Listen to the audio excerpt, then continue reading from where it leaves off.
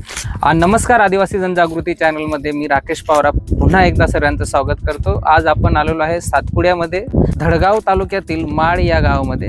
माझ्या हातात तुम्ही बघू शकतात, हे तेंदूचे पान आहेत। हे जे पान आहेत हे आपण बिडीसाठी वापरत असतो आणि हे जे तेंदूचे पान आहेत मोठ्या प्रमाणामध्ये या माड गावामध्ये या पानांची तोडणी केली जाते आणि विक्री केली जाते। तुम्ही माझ्या मागे बघू शकतात की हे पूर्ण तेंदूचे पानं सुकून ठेवलेले आहेत आणि बंडल बनवून ठेवलेले आहेत। तर आज आपल्या सोबत आहेत माड गावचे ग्रामस्थ, त्यांच्याशी आपण चर्चा करूया की नेमकं हे पानं कुठून येतात आणि या पानांचं काय करतात। नमस्कार दादा। नमस्कार दादा, आमच्या या सातपुड्यामध्ये नर्मदा काठाजवळ माड आणि विशाखर्डी आणि बिलगावचा निलदाईपाडा असं एकूण 3 गावाचे लोक इथून 5 ते 10 किलोमीटरवर जंगलात जातात।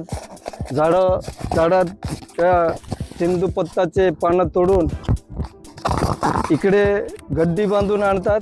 ती गड्डी आम्ही 2 रुपये 50 प्रमाणे घेतो आणि हे जमा करून मग आमचा शेठ शिरपूरकडे आहे, तेथे रवाना करतात। आणि तेंदूपत्ताचे झाडे माझ्या अंदाजानुसार 4 ते 5 हजार असतील आणि लोक मजदुरीसाठी 15 ते 20 किलोमीटरपर्यंत हे तेंदूपत्ता तोडायला जातात। लोकांना अन टायमाचा रोजगार आहे, अन टायमाला पैसे भेटून जातात।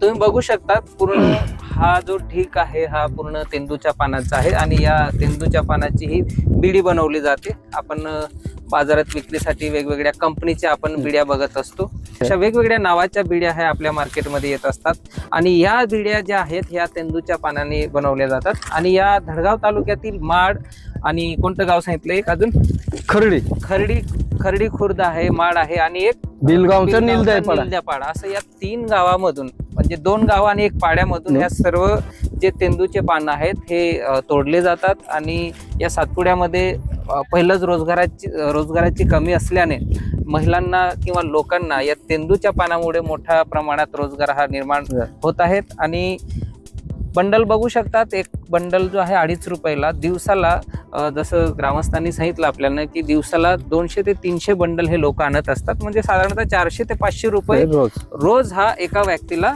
पडत असतो। आणि सातपुड्यात ह्या मुबलक प्रमाणात हे तेंदूचे झाडं असल्याने लोकांना देखील याचा रोजगार हा मिळत असतो। धन्यवाद दादा, तुम्ही माहिती दिली। अशाच पद्धतीचे काही वेगवेगळे अनोखे व्हिडिओ तुमच्यापर्यंत आम्ही पोहोचवण्याचा प्रयत्न करत राहू। तोपर्यंत मी राकेश पवार, धन्यवाद।